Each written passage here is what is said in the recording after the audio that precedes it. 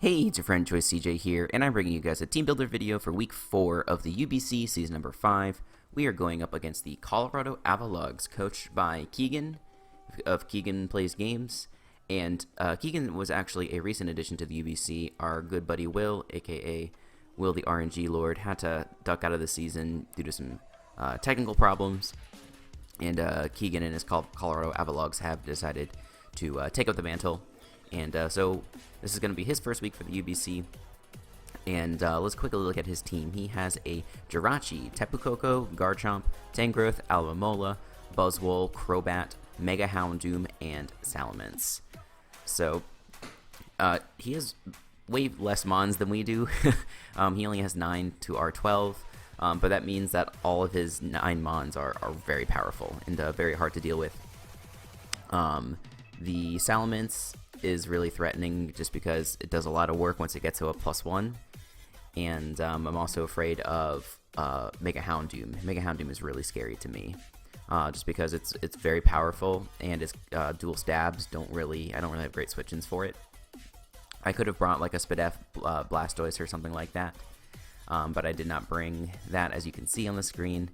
And I have some different Goodra and Sylveon sets that might otherwise be able to take 1 or 2 from the Houndoom. And then stuff like Jirachi is really annoying, but I do have some good ways to deal with it between my Weavile and my Victini and things like that. So let's just quickly hop into the team builder here. Full disclosure, I actually already had this battle. I like to almost always record these things ahead of time because I don't want to influence my commentary. You know what I mean? But just didn't have time to do that. But I still wanted to give you guys a team builder video. But we have Meliodas with Ice Shard, Knockoff, Low Kick, and Toxic. Enough speed for Mega Houndoom. And this is basically here because I want to be able to revenge kill DD Salamence, Choice Scarf, Garchomp, set up Crobat, things like that. Or like a nasty plot Houndoom that doesn't have speed boost. I don't think there's any way to get Houndoom a speed boost on his team, but you guys get the point. So Ice Shard is there just for that. And then Knockoff for Rachi, Low Kick for Houndoom, and then Toxic is a move I put on here mainly for Aloe, because Alomomola is just so annoying.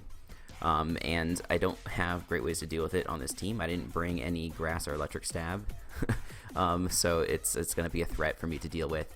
And it's also going to be good for Buzzwole and things like that. Like, he's actually got a couple of decent Weavile checks. So just bringing like a coverage set, like I could have done that, but it wasn't I didn't really want to do that if I could help it. So I thought just bringing something whose main job was to revenge kill the big threats and land Toxics off onto the Fat Mons, I thought that was the best set to bring. And so moving on, we do have a Spadef Steelix with Earthquake, Ice Fang, Heavy Slam, and Stealth Rock. I don't remember exactly why I put this much attack investment in it, but I think it's just I'm pretty sure it's just to guarantee an OHKO on things like Coco, and to do the most amount of damage possible to Mence and to Garchomp.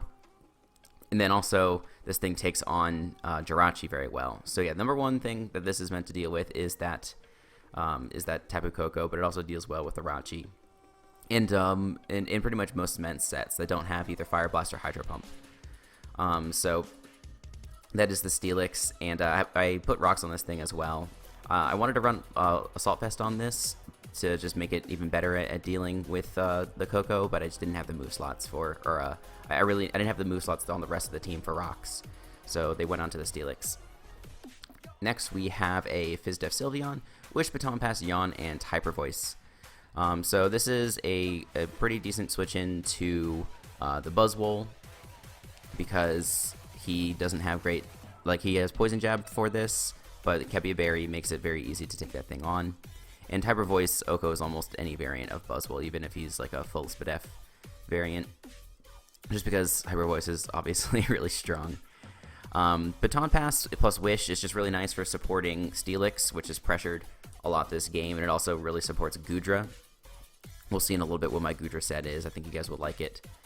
I wanted to potentially bring screens on this thing, because I wanted to be able to pass into my Victini with screens, and you'll see why that was interesting to me in just a moment.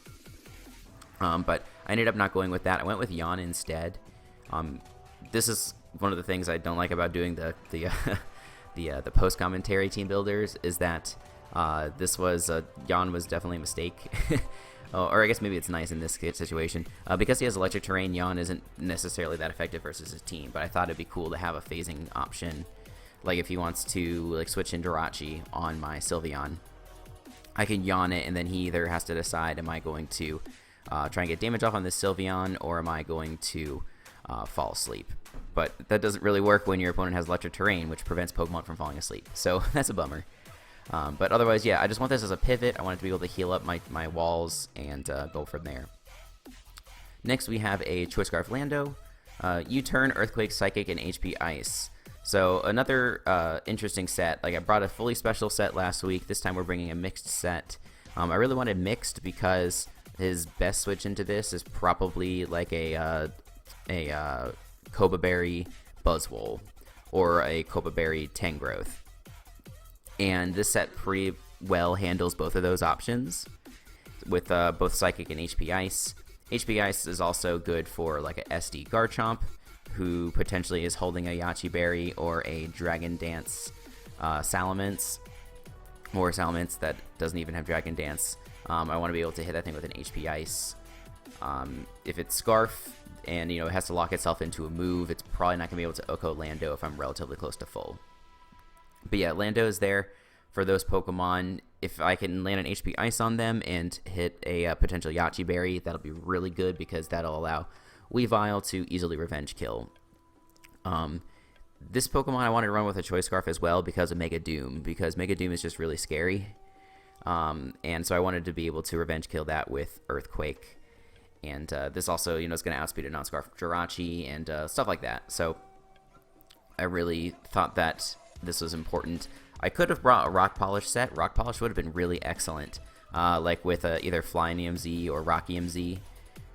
Flying EMZ would be really nice to hit Tangrowth and Buzzwole, as I had mentioned.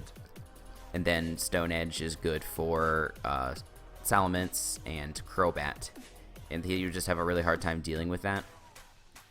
But that's not the set that I brought. I just felt safer going with this Landorus. So let's move on to the next set. This is, I think, my favorite set of the week. It is a sub Gudra with Toxic, Draco Meteor, and Flamethrower. This is meant to capitalize on both Tangrowth and Alomomola, because those are like the biggest things that are preventing Pokemon like Victini and Landorus and even Weavile from doing work. So if I can come in on those Mons, substitute on them, get off a Toxic on them, I can really do a lot of work versus his team. And basically, if I get a sub up with this Pokemon, I almost always get a kill. It'll be a little tough versus like Tapu Koko. That's the only Pokemon that I can't do like 50% to with my spread. But I can always get off a Toxic on that thing, which is not bad. I can go for damage with Flamethrower. And like the rest of his team just doesn't deal with Gudra. Like Draco is going to be taking on Mence and Garchomp really well. There's almost no way he's running Habanberry because he was way more likely to be running the Yachi Berry for my Weavile. So I'm really hoping that this puts in the work. And I have enough speed on this thing to outspeed a Buzzwole that's speed creeping modest Sylveon, which I know is kind of a weird spread, but I think I didn't need a ton of bulk in order to capitalize on Tangrowth or Aloe. I wanted a max special attack, of course, and then to put the rest of that in speed. So then last but not least, we have another really awesome set. We have a Trick Room Iron Ball Victini with Blue Flare, Thunder, and Glaciate. So if we can get his Aloe to like 60%, maybe like 50% to be safe, and we can get his Garchomp to about 80%, and we get up Rocks. I think that's probably the other thing that we need. If we can get up Rocks, then this thing sweeps his team. Because Coco takes about 88 from Blue Flare, assuming he's not too bulk invested. The Garchomp takes like 85. Aloe takes about 60 from Thunder. And we'll probably need a little bit of chip on the Houndoom as well, because Thunder is like the best move I have to hit it with on this set. I was running Energy Ball just for the Aloe, but I realized I needed better damage output versus that thing. And then Thunder also allows me to hit Crobat. Thunder is also boosted by Electric Terrain, which is kind of funny. So if I'm able to get this thing in with Electric Terrain up, and I can pretty much OHKO Aloe, which would be great. So the reason we have Iron Ball, I should probably mention this because that's probably the sticks out like a sore thumb. Iron Ball is there so that we outslow the Tangrowth and the Alomomola under Trick Room. Because otherwise, like those Pokemon, Aloe in particular, are going to be able to stall me out, like with Wish Protect and stuff like that. But this guarantees that I outslow his entire team, and like I wish I could have a like a damage boosting item like Life Orb or Expert Belt or even like Weakness Policy or something. Shoutouts to A-Drive. I really wanted the Iron Ball so that way I could guaranteed take those Mons on. So that is the team this week. Pretty fun. I'm really happy with these last two sets. I think they're gonna do really well, and then the rest of the team, nothing too exotic, but I think that these are good sets for the matchup. So the battle will be going up tomorrow, 5 p.m. EST. Hope you guys are looking forward to it. Make sure you check back to the channel for other gaming and Pokemon content. And until the next time, I will see you guys later.